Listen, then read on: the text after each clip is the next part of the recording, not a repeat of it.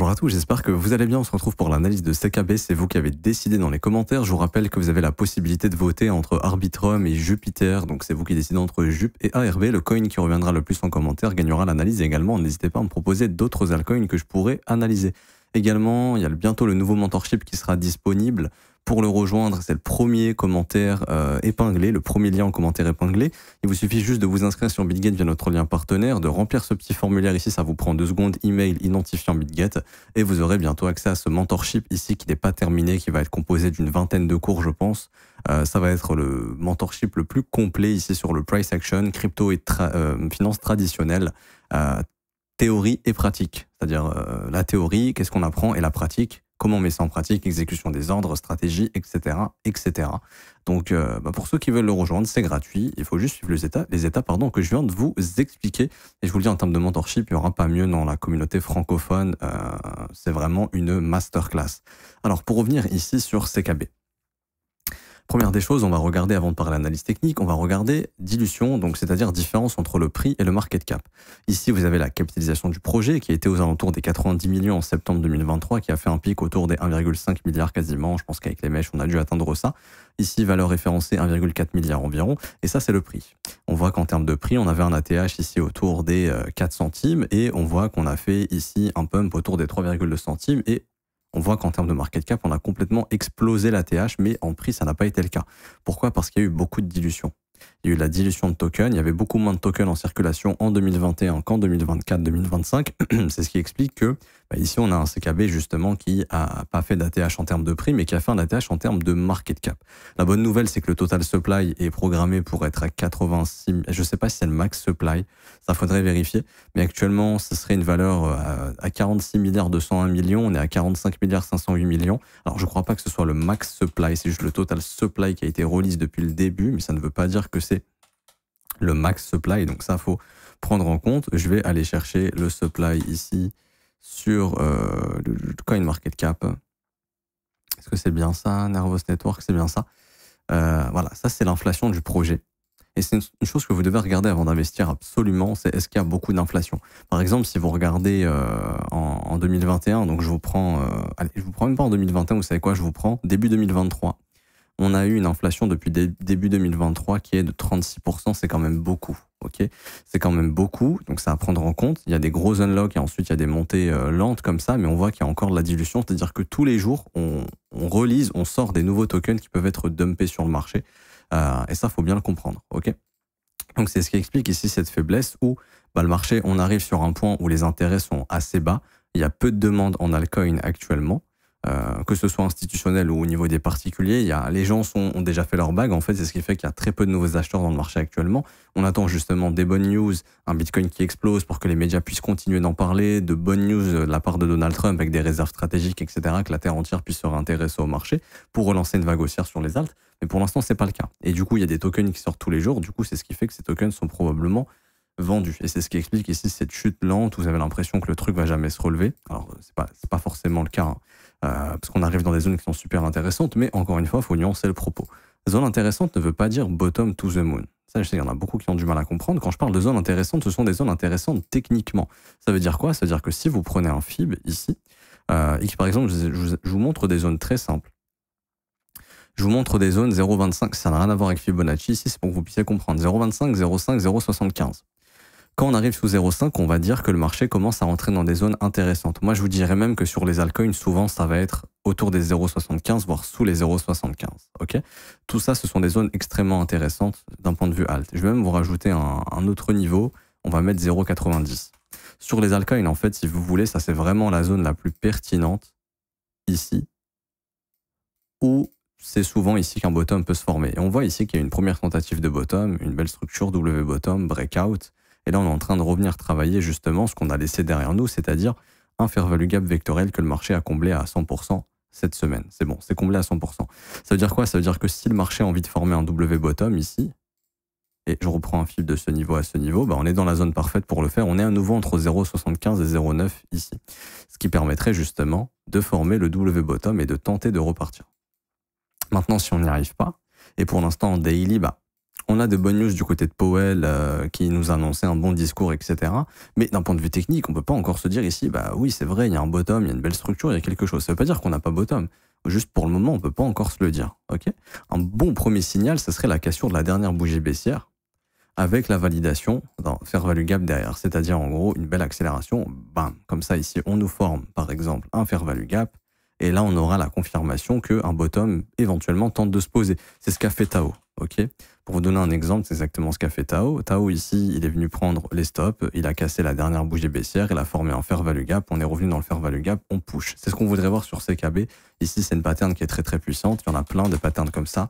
D'ailleurs, je vous ai fait une vidéo là-dessus dans le mentorship pour pouvoir observer des points de retournement les plus rapides possibles. Donc là, ça peut nécessiter encore 2-3 jours pour que ça se forme, mais c'est pas encore le cas.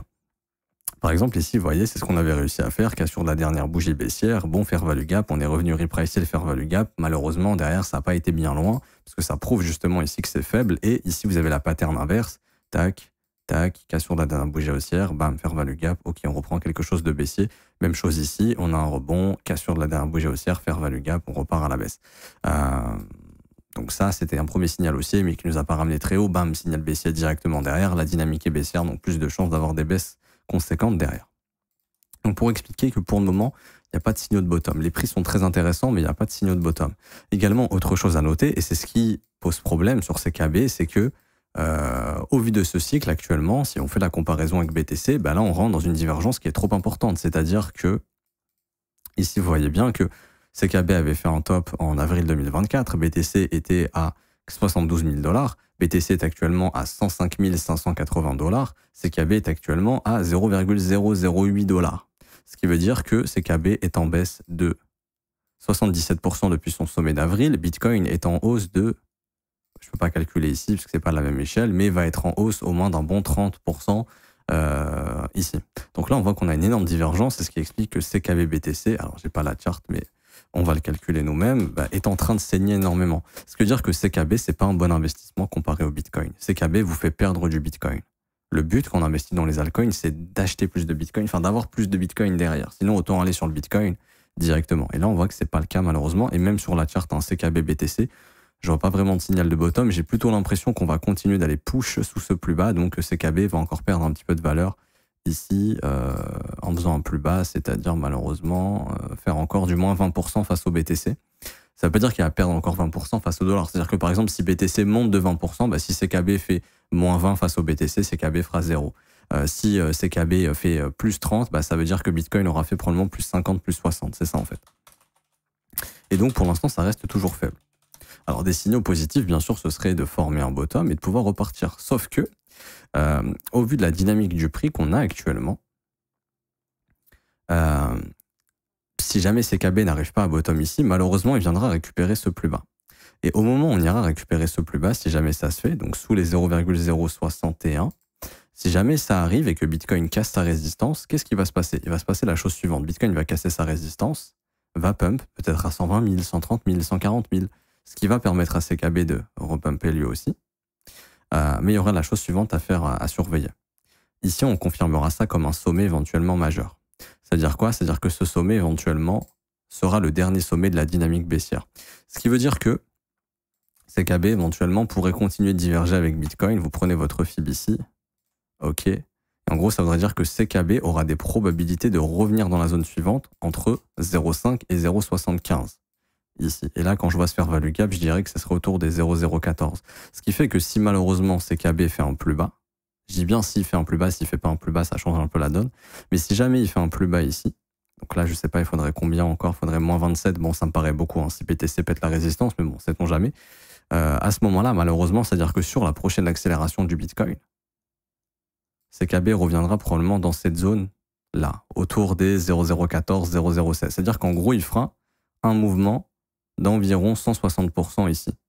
Sauf que, malheureusement, s'il continue comme ça, cette divergence baissière, c'est-à-dire que Bitcoin fera ça, CKB fera ça, et quand Bitcoin décidera de retracer, parce que Bitcoin ne peut pas monter à l'infini, ou de consolider comme ça, en fait, CKB, malheureusement, refera quelque chose comme ça. Et en fait, c'est ce qui fait que cette spirale infernale peut se poursuivre, en fait, si malheureusement on fait un plus bas. Parce que là, ça changera totalement la dynamique du prix, et il y aura plus de chances d'avoir des sommets descendants comme on le fait plutôt que des sommets ascendants. C'est pour ça qu'on veut voir absolument la cassure de la résistance sur Bitcoin, ce qui permettrait à CKB de former un creux ascendant ici, de former un bottom. Ok, donc tac, tac. Et puis, à ce moment-là, d'avoir pour objectif plutôt, et ce serait déjà pas trop mal, ce serait déjà de revenir récupérer ces sommets ici de septembre 2024. Hop. C'est-à-dire aller se faire ces sommets ici au-dessus des 0,02. Et là, ce sera pas trop mal puisque également, si on trace un fibre, on reviendra dans cette zone 0,5, 0,75. Et ça, malheureusement, on ait des chances que ce soit la zone que le prix revienne bosser. Éventuellement. Je dis pas qu'on n'ira pas plus haut que ça, mais ça sera une sacrée zone à passer quand même. Ok. Et là, on parlera d'un move de 140 à 224%. Mais on voit que CKB sous-performe Bitcoin. Donc en fait, il faudrait une phase où CKB surperforme Bitcoin, parce que je pense pas que Bitcoin fera 140% depuis les 105 000 $. Ça commence à faire beaucoup. Vous doutez bien qu'on serait, je crois, dans les 250 000 $, quelque chose comme ça. On peut aller chercher à 250 000, il n'y a pas de problème. Hein. Mais si ça arrive, ça concorderait plus avec un CKB qui surperforme le Bitcoin. Et pour l'instant, ce n'est pas le cas. En tout cas, ce serait une grosse zone ici, éventuelle de distribution. Ok. Je dis pas qu'on va topper dans ces zones de prix. Encore une fois, je vais vous donner les extensions, etc. Mais au bout d'un moment, il faut être réaliste. Plus le bull run passe, plus Bitcoin monte, plus on se rapproche du top de la fin du bull run. En fait, ce que je veux dire, c'est la fin du bull run, c'est pas maintenant. Mais ce que je veux dire, c'est que là, on était au début du bull run. Là, on a quand même déjà novembre 2022, janvier 2025, il y a quand même un gros laps de temps qui s'est passé. En fait, plus le temps passe, plus on se rapproche de la fin du bull run. Imaginons, je dis un truc tout con, mais imaginons la fin du bull run, c'est octobre 2025, oui, plus le temps passe, plus on s'y rapproche, et moins ça laisse de temps à CKB pour performer, par exemple. Il faudrait vraiment que ça se réveille, et pour l'instant, il n'y a pas forcément ces signaux de réveil ici. Vous voyez ici la grosse accélération, le breakout, bam, la grosse accélération. À la limite, ok, si on peut faire ça et avoir une grosse accélération à nouveau, ça serait vraiment pas mal. Si jamais ça arrive, on pourrait avoir les objectifs suivants, aller chercher des extensions haussières de ce mouvement si ce bottom est maintenu, et à ce moment-là, ça pourrait nous ramener entre les 0,57 et les 0,69 ici, enfin 0,057, 0,70 à peu près, les 0,070. Ce qui au prix actuel ferait éventuellement du 580%, 728%. Mais quand je vois le graphique comme ça, qu'est-ce qui expliquerait d'un coup que CKB, qui malheureusement n'est plus un narratif hyper intéressant de mon point de vue, qu'est-ce qui ferait ici que CKB peut, à un moment donné, péter cette divergence avec le BTC et par exemple partir comme ça. Alors que là, quand même, on est sur une grosse divergence où on est en baisse de 77% alors que le Bitcoin est en hausse de 30%. Ce qui explique qu'on est super faible, ça me paraît pas les choses les plus réalistes. C'est pour ça que personnellement, et je peux totalement me tromper, j'espère me tromper, mais ce qui a le plus de chances d'arriver en all season et en cas de rallye des altcoins, ce serait déjà de revenir visiter cette zone et qu'il y ait des chances qu'on puisse malheureusement former un top dans cette zone. Parce que, encore une fois, la divergence là est beaucoup trop importante pour l'ignorer et pour qu'on ait d'un coup une grosse explosion qui ira repartir faire des ATH. Alors c'est tout à fait possible. Hein. Si on rentre dans le plus gros bull market de tous les temps avec un Bitcoin qui explose, des États qui se mettent à FOMO, des institutions qui viennent acheter des altcoins, tout le monde, toute la terre entière qui achète des crypto-monnaies, à ce moment-là, oui, pourquoi pas avoir un énorme bull market sur CKB, mais pour l'instant, on est loin de tout ça et je préfère garder cet avis réaliste. Et pour moi, si les prix reviennent ici, faudra s'arranger déjà si on est en perte de sortir au minimum à break-even ou avec au moins des profits et s'assurer d'observer un point de retournement. Si un retournement ici, ne pas hésiter à se barrer parce que ce sera probablement le dernier pump avant un retour vers des niveaux de prix qu'on avait atteints en bear market parce que là, la divergence est trop forte. Déjà, ici, il y a une grosse divergence et ici, il y a une trop grosse divergence pour l'ignorer. Donc je m'arrête ici pour aujourd'hui, j'espère que ça vous aura plu. Si c'est le cas, n'hésitez pas à laisser un petit pouce bleu, vous abonner si ce n'est pas déjà fait. Je rappelle, vous pouvez voter dans les commentaires entre Arbitrum et Jupiter. Vous avez aussi la possibilité de rejoindre le mentorship, le copy trading, tout ça c'est les premiers liens en commentaire épinglés. Le but c'est de vous former, de savoir analyser le prix. Parce qu'encore une fois en crypto-monnaie, c'est bien beau de croire aux fondamentales, etc. Mais au-delà des fondamentales, il faut savoir analyser techniquement, c'est-à-dire qu'est-ce qui se passe sur mon prix, est-ce qu'il est intéressant, est-ce qu'il est pas intéressant, est-ce qu'il y a quelque chose qui cloche, est-ce qu'il y a un top qui se met en place, est-ce que si, est-ce que ça, par exemple ici, là, il y avait des tonnes de raisons de se dire, ce genre de réaction de prix, c'est pas normal, hein. ici, par exemple, concept, hein, consolidation, manipulation, expansion, consolidation, manipulation, expansion, consolidation, manipulation, expansion, ce sont des concepts de distribution ici. Donc ça, c'est important de bien les repérer pour se dire, ok, est-ce que je sors, est-ce que je garde, ok, si se passe ça, je peux sortir. Là, par exemple, c'était une porte de sortie et ça aurait pu empêcher justement de holder le moins 35% et de pouvoir acheter plus bas si jamais on voulait le faire. Donc tout ça, c'est appris dans le mentorship. Enfin, vous allez l'apprendre, c'est expliqué dans le mentorship. Premier lien en commentaire épinglé, comme d'hab, vous suivez les étapes que je vous ai données en début de vidéo. Et puis vous avez aussi la formation de l'école, mon école, si vous voulez vous former à mes côtés tous les jours du lundi au vendredi. Rejoins mon école de trading, c'est seulement 49 € par mois, c'est sans engagement. Vous avez aussi les offres 3, 6 et 12 mois. Même en carte bleue ou crypto, c'est sur Discord. Vous avez les témoignages des membres juste ici. Vous aurez accès à la formation de l'école et un accès au Discord privé avec tous les élèves pour poser vos questions, avoir réponse à vos questions. Et je vous explique également ce que je fais sur les marchés, ce que je ne fais pas. En tout cas, vous êtes les bienvenus. Je m'arrête ici. On se retrouve peut-être pour une prochaine vidéo aujourd'hui, sinon ce sera à demain. Donc à tout à l'heure ou à demain. Ciao, ciao.